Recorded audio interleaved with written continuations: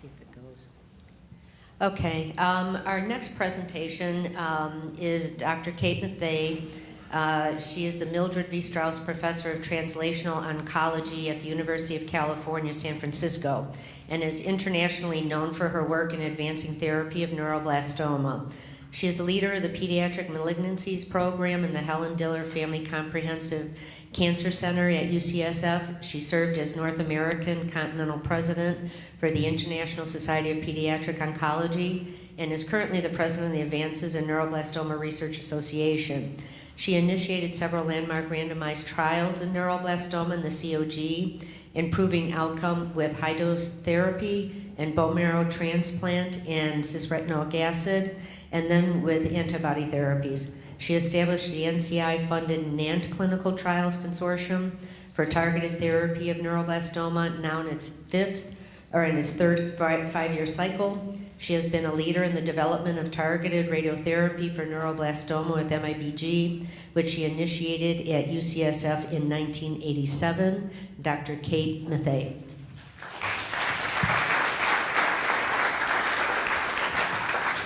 Thank you. So, is this working? Thank you so much, Pat, for inviting me. It's really special to come to these meetings, and I want to thank all the parents for coming and the volunteers. And I just want to say I'm going to talk about trials for children who've relapsed or have resistant disease. And I was really inspired by the quote on the back of Rachel Ormsby's book that said, don't wait for the rain to stop, but learn to walk in the rain. And I think we have to not just deal with the late effects, but we have to deal with the effects on therapy and try to make therapies tolerable even when children have relapsed. So our goal is, we're treating children with relapse, but our goal is to use this also to help them, but to develop new treatments for high-risk neuroblastoma that have new mechanisms of action to overcome the resistance of this cancer, and also by targeting to decrease unwanted side effects and ultimately improve survival in this disease.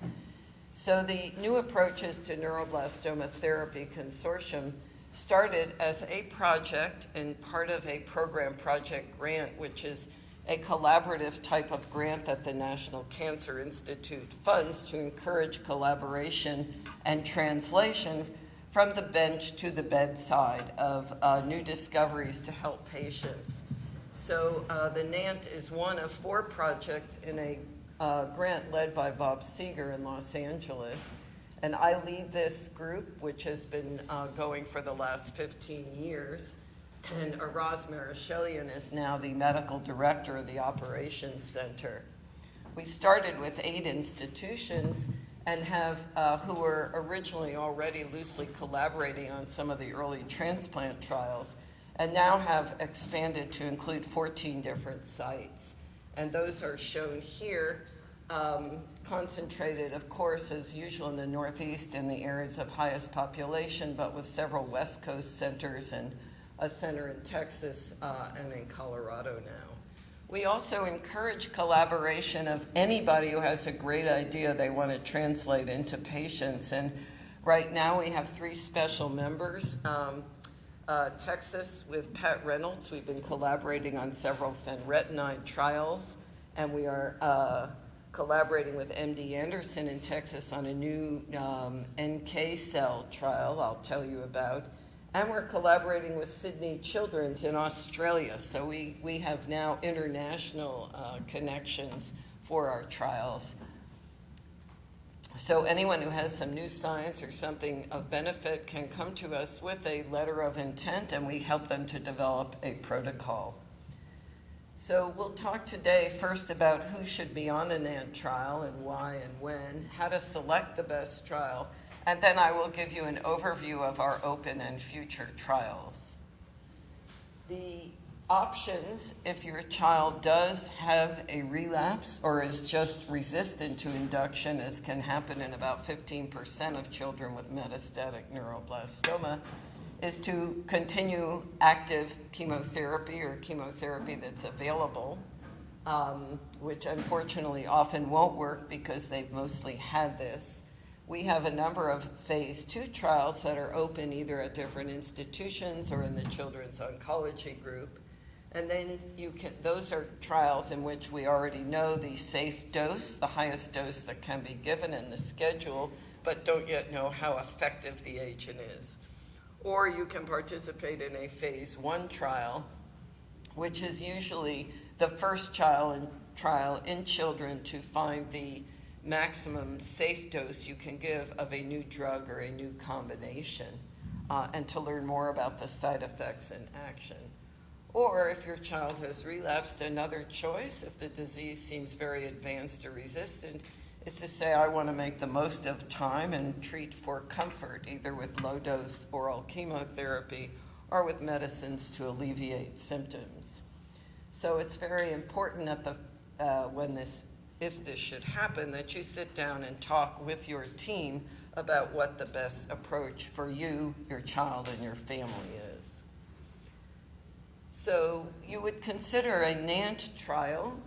Again, generally we only take patients with relapsed or progressive disease after standard therapy, or patients who have not had a sufficient response to frontline therapy to give them a good chance of cure with transplant or other treatment.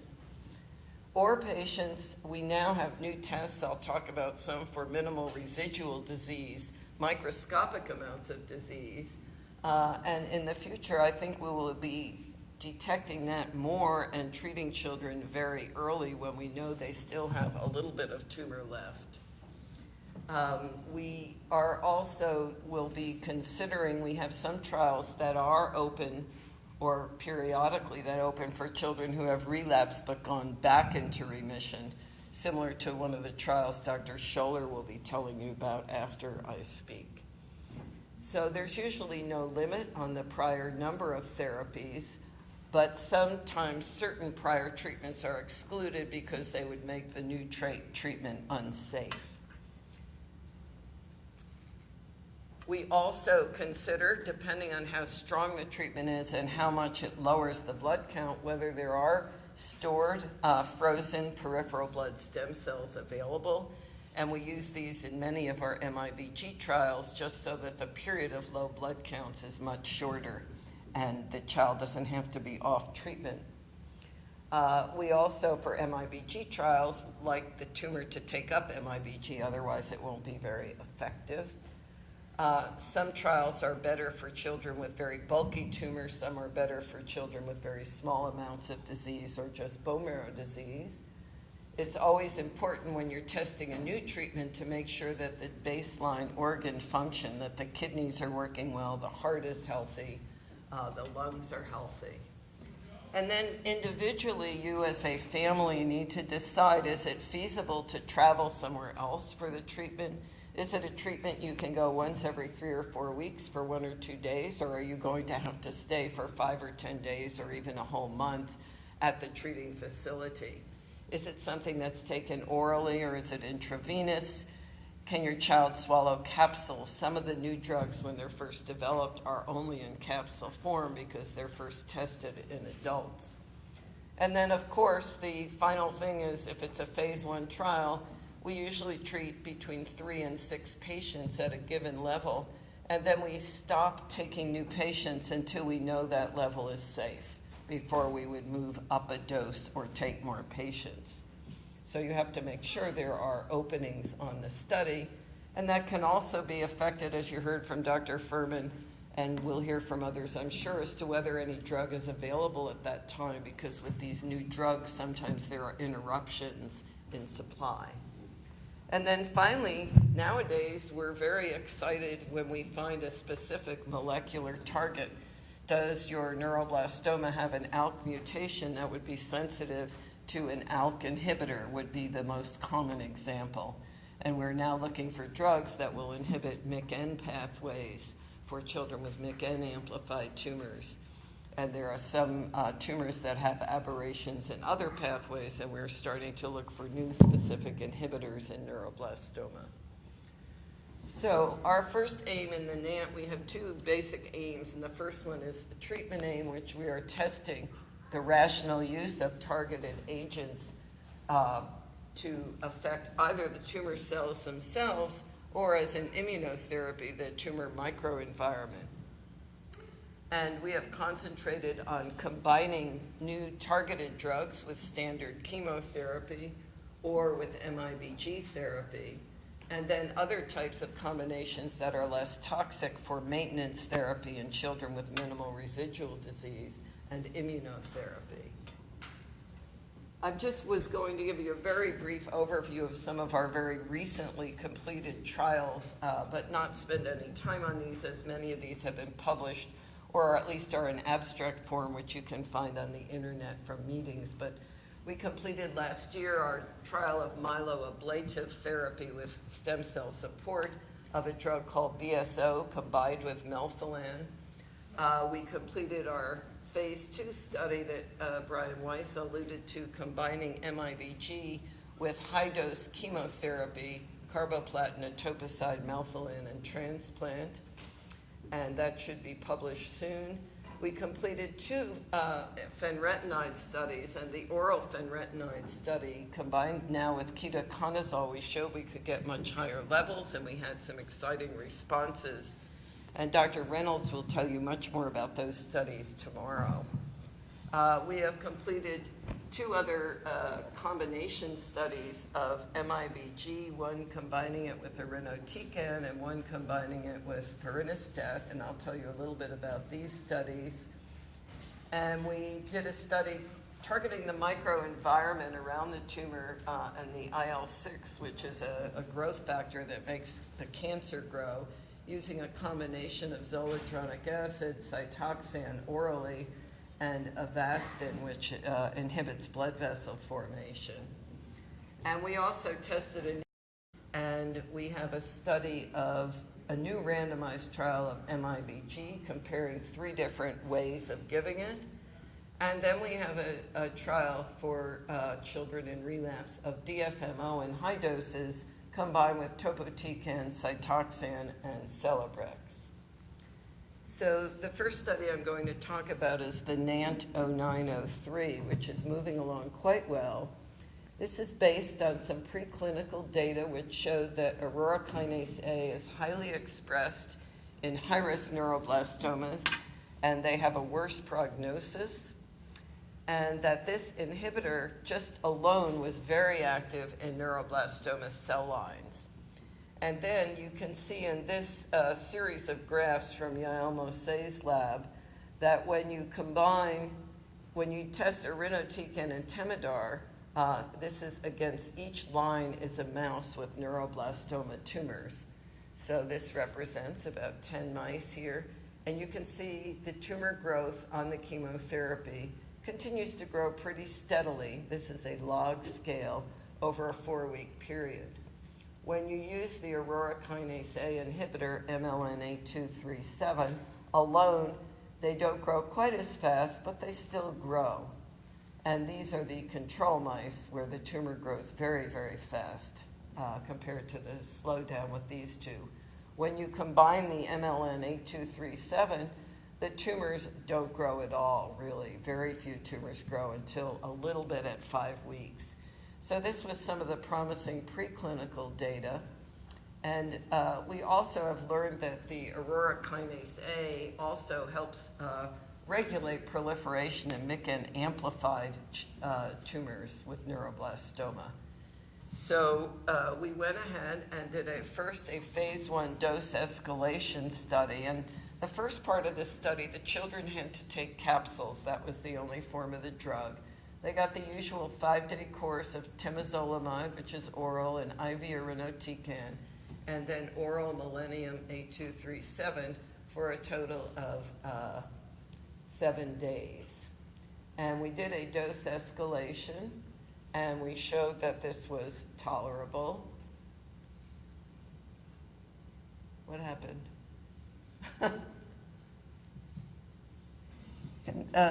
Neela, do you mind putting that back on project? I'm not quite sure how to do it.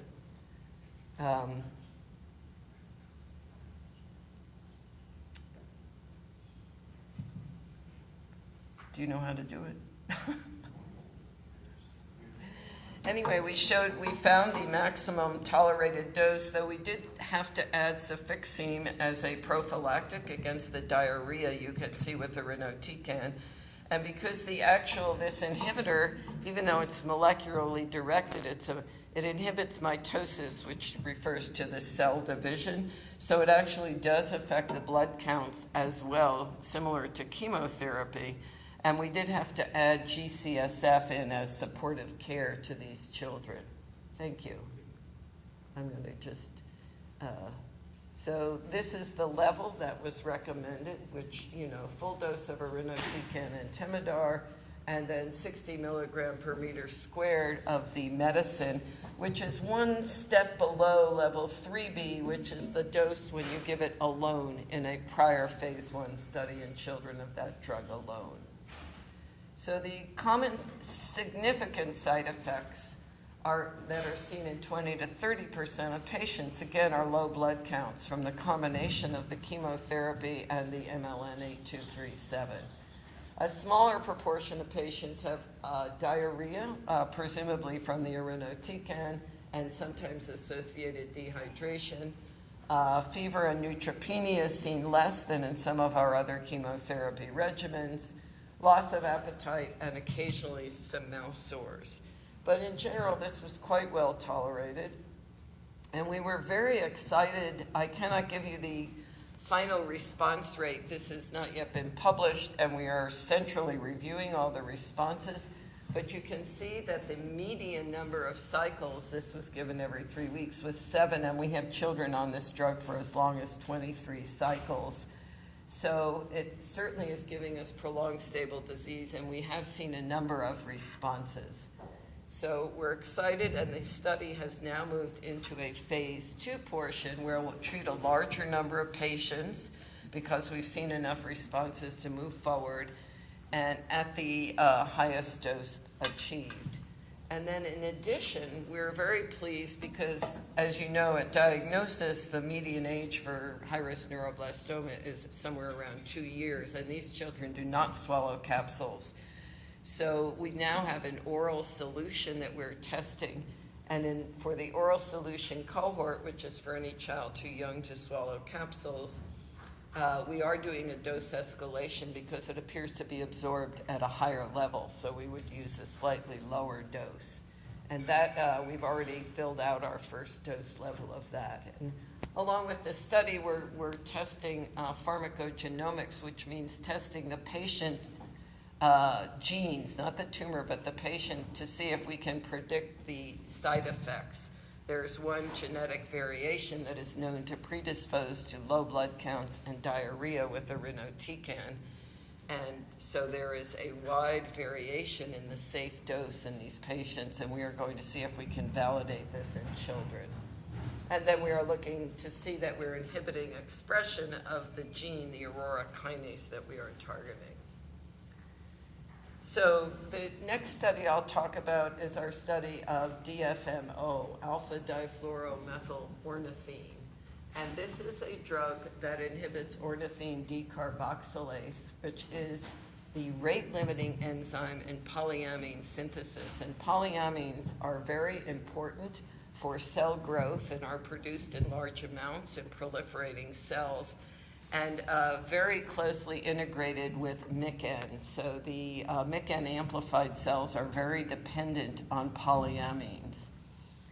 So this is some preclinical work from Mike Cogarty, shows, first of all, that in stage 4 patients, just looking at their ornithine decarboxylase content in their tumors, if it's low, they did much better than if it was high. And so the idea with this drug is to inhibit ornithine decarboxylase. And this shows the difference in survival. These are patients treated with Cytoxan down here. Patients, I should say, mice. MICN amplified tumors in mice treated with Cytoxan. And the top line shows the mice treated with the combination of DFMO and Cytoxan. And you can see on this survival curve that it's much better for this combination. So we have a clinical trial which not only uses DFMO, but combines it with Cytoxan and topotecan, which is a proven effective combination in neuroblastoma. And then to further inhibit the polyamines, we are adding another approved medication called celecoxib, which is an anti-inflammatory medicine, and it increases the export of polyamines from the cell. So you are stopping the polyamine production with the DFMO, and then you're getting more of it out of the cells with the celecoxib, which is a fairly benign medication that won't affect the blood counts and so on. And so this trial has just, again, finished the first dose level and is moving along. I can't tell you anything about the outcome yet. So far, we've just seen the expected lowering of the blood counts like you see with topotecan and Cytoxan. And the DFMO is given orally for 7 days, then with the topotecan and Cytoxan, the celecoxib is given continuously, and then you resume the DFMO before the next cycle of Cytoxan. So now I'm going to talk about our new MIBG study and why it was designed. You heard Brian Weiss talk about MIBG, which is very similar in structure to norepinephrine. And so it is mostly taken up by the norepinephrine transporter, which is expressed on most neuroblastoma cells. And that's why 90% of neuroblastoma take up this drug. And I don't know if is part of the picture off the screen? Could someone adjust I don't know where the projector is, but, it's still off. I don't know why. Oh, okay, well, whatever. You get the idea. So in our prior studies, we showed that, thank you. Good. He must have been a chief resident. That's what we always say at our conferences. In our prior studies, we showed, as you heard, that NANT can be combined with high-dose chemotherapy and stem cell transplant quite safely. We did a phase 1 and a phase 2 study. And we also showed we could give 2 doses of MIBG 2 weeks apart with stem cell support in our NANT 2001. We showed we could use the no-carrier added MIBG, which we hope to have access to again soon. And then we have done 2 studies showing that we can add radiosensitizers, irinotecan and vorinostat, to MIBG, and that is safe. So for our vorinostat study, we like to base all of these studies on pretty solid data from the laboratory in cell lines and in mice with neuroblastoma tumors. And so we know that vorinostat is an oral histone deacetylase inhibitor. It's approved for use in lymphomas. And it's been shown in many laboratory studies that it has activity just by itself in cells and in mouse tumors. It's also been shown in several studies that this sensitizes neuroblastoma cells to radiation. And we showed, interestingly, that when we gave it to neuroblastoma cells, they increased their uptake of MIBG as you increase the concentration of vorinostat in 2 different cell lines, both amplified and non-amplified. And we showed that it increased expression of the norepinephrine transporter. And then when we treated mice with vorinostat and radiation, we showed the blue is control mice, not treated with anything. The red is mice treated with radiation for their neuroblastoma. The yellow is treated just with vorinostat. And the green line shows that the tumors do not grow when they're treated with the combination of vorinostat and radiation. So it appeared to be synergistic. And we went on and have just completed a NANT study treating children with vorinostat, and we start that 2 days before the MIBG, and on the 3rd day, infuse the MIBG, and then we continue the vorinostat. It's once a day oral for 14 days. And the reason is that when you get MIBG treatment, it doesn't all leave your body the day it's infused. It often stays in the tumors for 2 to 3 weeks. So we want these drugs to continue to work together.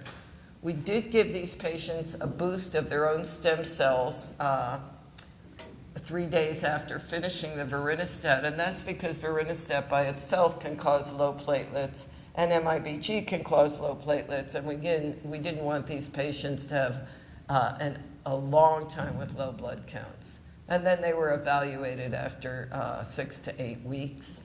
So we completed accrual. We showed that using this combination, we were able to get back up to 18 millicuries per kilo of MIBG, which is the highest dose that we generally give, even when we give it alone.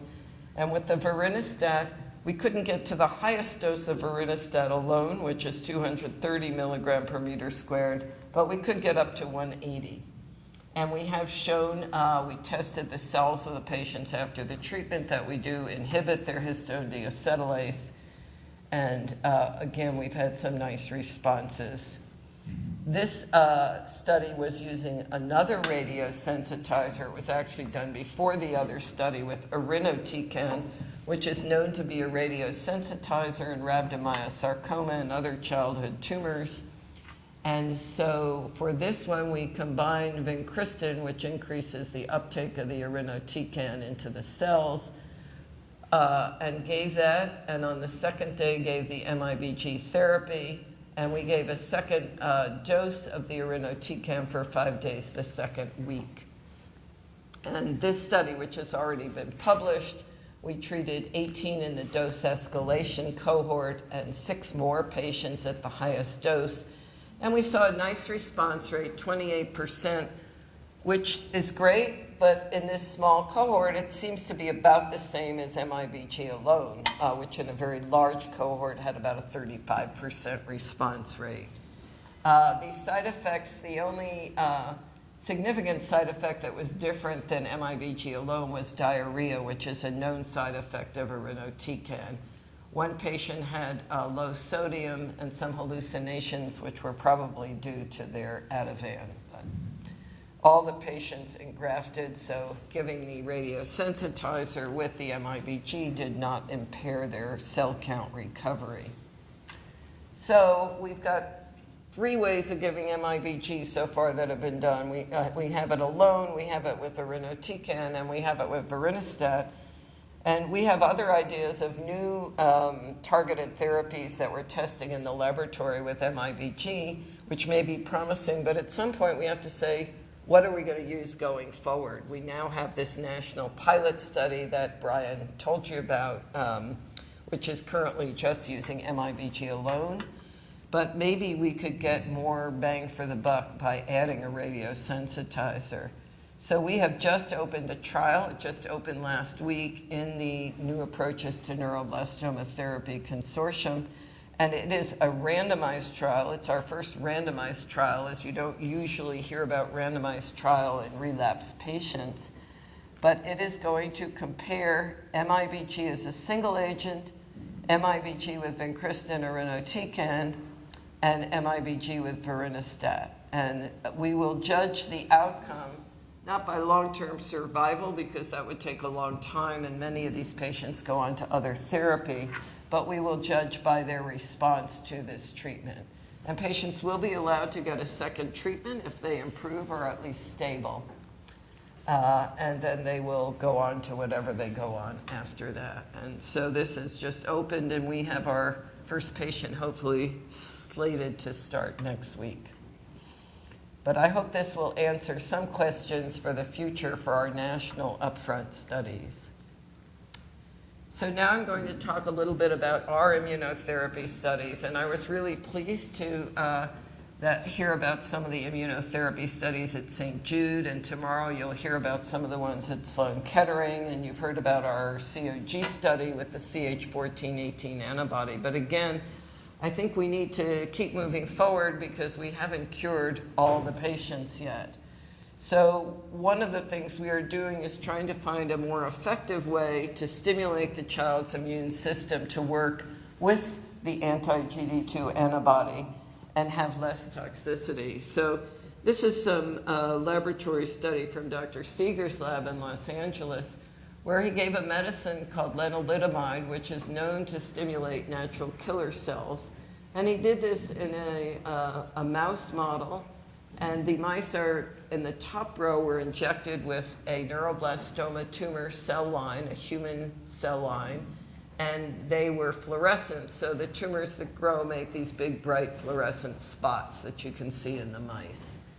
And then if you take these same tumor cells and inject them to mice, but add back human mononuclear immune cells, you still see tumor growth, though maybe it's a little bit less, so maybe the immune system's helping. If you give the immune cells and the tumor cells with lenalidomide, you get much less tumor growth. Or if you give them with antibody and immune cells, you get much less tumor growth. But when you do the whole thing together, the immune cells, which contain some NK cells, the CH14-18 antibody, and lenalidomide, you get much better suppression of growth. So these are mice with no natural immunity, and that's why you have to give back the human immune cells to work with them.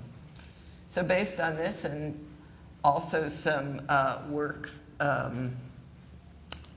from Dean Lee at MD Anderson and Lawrence Cooper, we have opened our first immunotherapy study in the NANT, where we are giving patients lenalidomide, a pretreatment, and then giving lenalidomide for 4 days with the monoclonal antibody. So instead of the cytokines, the IL-2 or GM-CSF, we're using lenalidomide.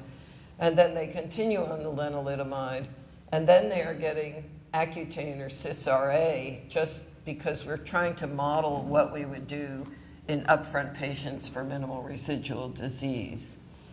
And so far, there's been nothing unexpected on this study. We've done the first 2 dose levels. The children, again, have the usual fever and discomfort with the antibody, but we haven't seen the problems with fluid retention that you get with the IL-2 or shortness of breath. So we're very excited about this study, and we want to take it one step further. So I'm going to talk now about the protocols in development, which the next follow-on from this study is going to be, instead of using parental NK cells like they're doing in the study you heard about this morning, we are using the patient's own NK cells and then combining those again with monoclonal antibody and lenalidomide.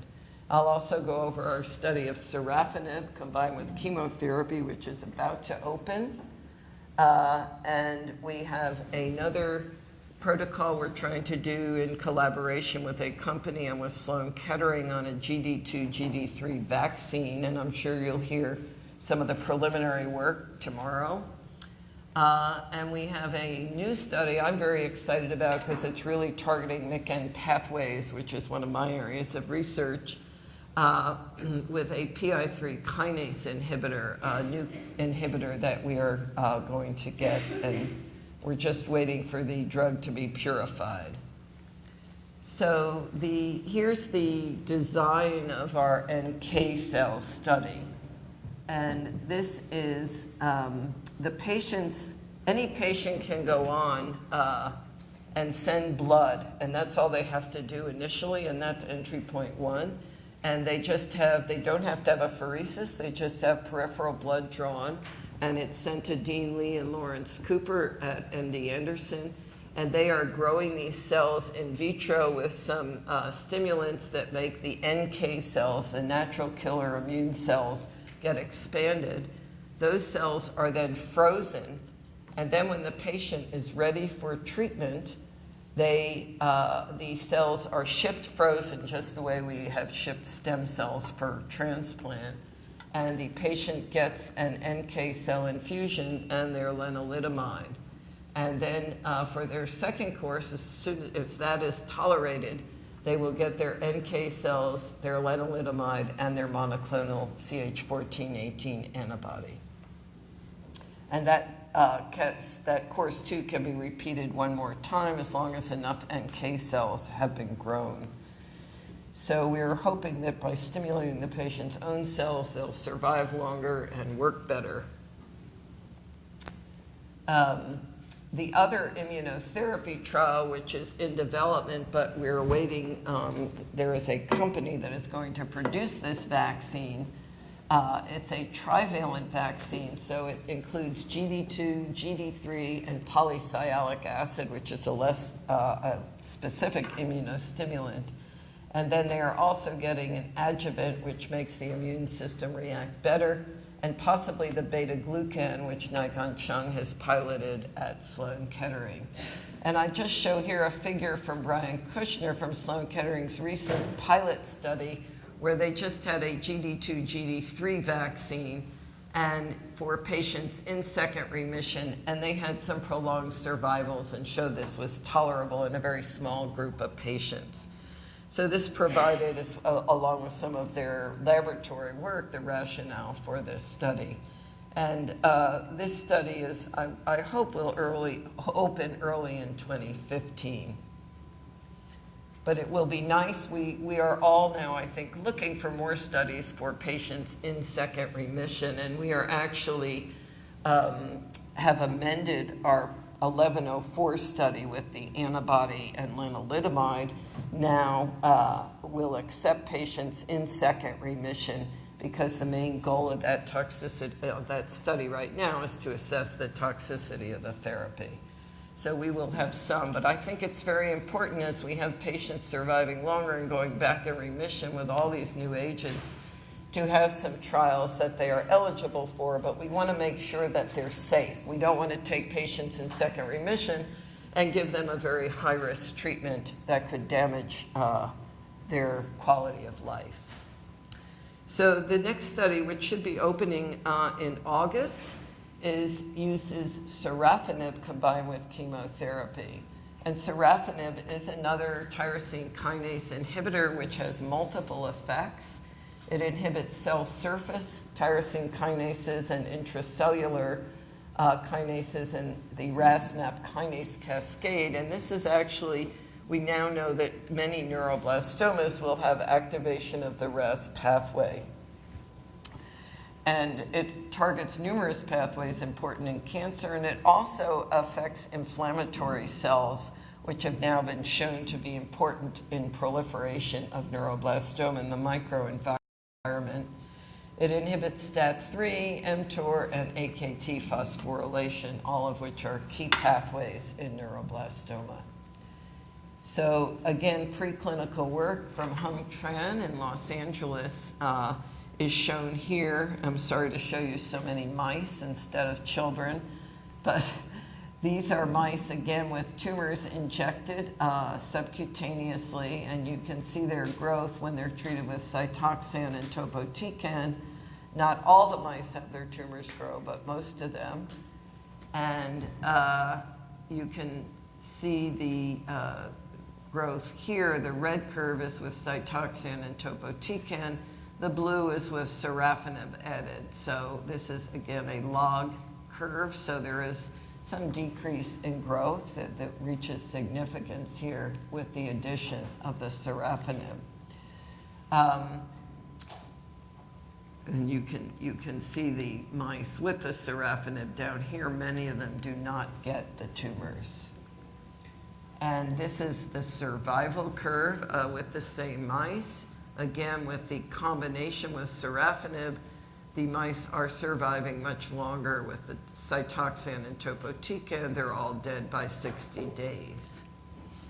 So again, this is the basis for our new NANT study, which is, again, a dose escalation. And although we call all these drugs targeted, they still have side effects.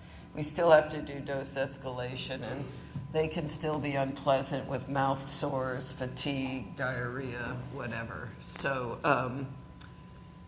on this study, patients will get sorafenib for a week, and then they'll get sorafenib combined with the topotecan and Cytoxan, and then continue the sorafenib. So after the first course, the sorafenib will be continuous, and the topotecan and Cytoxan will be given every 3 weeks as tolerated. So this study is written and approved and should be ready to open shortly and activate. And then finally, we are interested again in finding ways to inhibit these MYC-N pathways, which are probably important both in MYC-N amplified tumors and even in non-amplified tumors will express another form of MYC called c-MYC. So we have been looking in the lab at drugs that can inhibit MYC-N pathways. One of these is our PI3 kinase, which is a surface kinase, which then affects MYC-N, which can then cause angiogenesis or growth of blood vessels in the tumor, and also be affected by mTOR levels. And we did a study both with a dual mTOR PI3 kinase inhibitor that was in clinical trials from Novartis, and showed that we could inhibit all of these things. We could inhibit the angiogenesis, decrease blood vessel formation, and in the mice with tumors, we could decrease prolonged survival.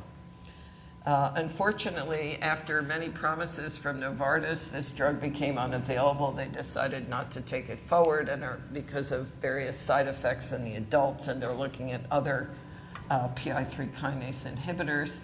But meanwhile, we were very pleased to hook up with a group in San Diego who's developed actually an IV PI3 kinase inhibitor, which also inhibits mTOR as well.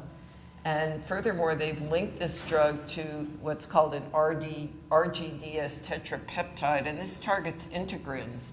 And integrins are very highly expressed in high-risk neuroblastoma, so it somewhat targets the drug to the tumor. And you can see here again in mice that the SF1126 just by itself inhibits tumor growth in flank xenografts in an NMIC amplified mouse model. And so far in the adult phase 1 and 2 studies, it's virtually had no toxicity, much less than the other inhibitor I mentioned, which also could cause some high blood sugars and other problems. It's the drawback for folks that have to travel for their treatment is that it has to be given twice weekly IV.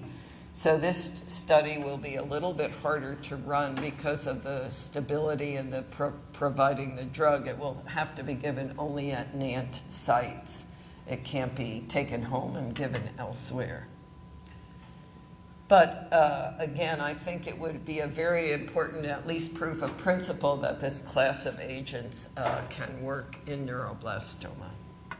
So I'll just spend the last couple of minutes and then take questions on our other aim, which is really to develop new biomarkers to predict who still has disease, who's going to do well, where is the disease. And toward that end, we are doing many studies with TLDA, which I'll explain, which is a very sensitive means of detecting neuroblastoma cells in bone marrow that you can't see. We have a biology bank, and we are asking everyone on a NANT study now to participate in this. Let us bank any leftover serum, let us bank any leftover bone marrow, let us bank any available tumor, which also then would be available for later genetic studies or other types of studies. And we have a new precision medicine study that will be opening this year, very similar to what other groups have done, but purely focused here on neuroblastoma and trying to find the mutations and abnormalities that we can target in the patient. So the TACMAN low-density array, which is what TLDA stands for, is a PCR method, but that's very fancy because it tests multiple genes at once in a very quantitative manner. And we are using 5 different neuroblastoma genes, which are not expressed by by normal cells. And we are looking at these. We've now looked at about 200 of our NANT patients at their TLDA assays done consecutively and compared these to just looking at regular bone marrow, MIBG, and so on, to see if we have a very sensitive method to detect minimal residual disease. We hope to be able to use this to evaluate response in patients who have no other evident tumor who now wouldn't be eligible for some of these studies. and also to use it as an early predictor of outcome. And we're looking at it that way in the COG studies at the end of therapy or before it and after antibody therapy to see if it can predict which patients will do well and who will relapse. So this is just one example of the analyses we've done in NANT. And these are all patients, as you know, who have previously relapsed, who've been on our studies. And when we do a TLDA assay on the bone marrow, patients so far who do not have anything detectable on this sensitive assay have all survived. Patients who have an intermediate level of tumor by TLDA, some have survived, but it's much lower. And patients who have a very high level, and those are often patients where you can actually see the tumor cells as well, have all succumbed to their disease. So it looks like it's going to be a very nice quantitative way to look for MRD. It was also very prognostic in an upfront COG study that was recently completed. The other way that we've been looking at UCSF is to find an even more sensitive MIBG scan.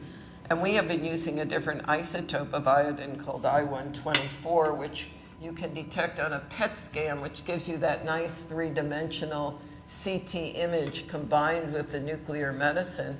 And you can see in this patient all the areas of uptake in a rib, in her spine, another rib, in the arm, in the leg, in the pelvis, and so on.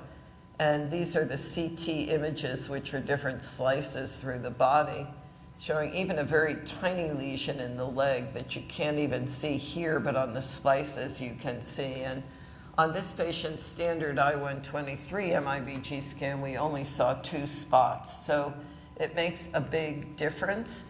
We developed this really to do dosimetry, to do it before MIBG therapy and predict the dose to the different tumors so that we could in the future adjust the dose that we give. But we have also found in our first patient here that we scanned that it looked like it would be very sensitive for disease detection. So we have a protocol for this, again, due to production, had to stop doing the study for the last 8 months, but we are about to get our new supply and hope to have this open. And we're happy to scan anybody who wants this done. And then finally, I'll spend the last couple of minutes here on our precision medicine study, which is still is not ready to open, but should be in the next few months. We've already gotten a funding source for it. So this is a study to look at the tumor DNA and RNA. We will be storing it, of course, but we'd like to get these samples. We now have it in COG at diagnosis on almost everyone who will send their tumor to our biobank. But we have very, very few relapse samples, and tumors mutate and change during the time they're treated with chemotherapy and radiation.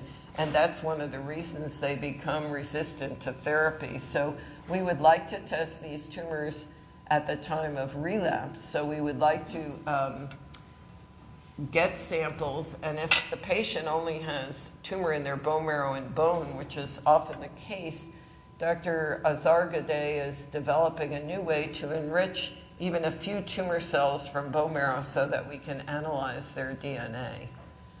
If we can get a biopsy of the tumor, of course, that's easier, but we are looking at both ways to analyze these tumors for actionable targets that might provide a new means of therapy for these patients. And we will be doing 2 kinds of assays, one in what are called CLIA-certified labs, which are commercial labs where you can give the results to the patient, to the doctor, and say, here's what there is, and we will be doing a targeted sequence of 4 different genes. And then we'll also be doing research to find other targets that are not known with whole exome or gene sequencing, RNA-seq, and other kinds of profiling we're looking at. And then we will have a tumor board precision committee to look over the results on a patient and make recommendations. And we are hoping then to also be able to get feedback from the patient and their physician as to whether they acted on the recommendations, what the patient went on, and how they did. And we hope in this way to both find out suitable NANT trials for these patients, other trials, and also to learn about new targets in this disease. So in summary, I think personalizing dosing, which we do with our pharmacokinetic studies, and specificity to drivers of the tumor will improve survival and decrease side effects for our children. And I think that this team is really important. We need a team of parents, doctors, and scientists, an example of which is this meeting, I think, to beat this cancer so that we all have children who survive. Thank you.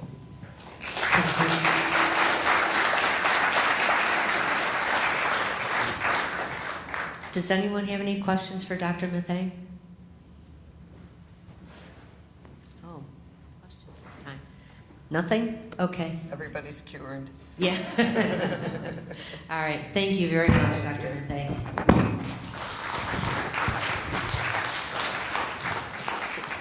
Are you loaded? Is your PowerPoint loaded? Okay. You want to wait, or we can do it? You want to do it after break? Okay. We'll go ahead and do our break now for about 15 minutes.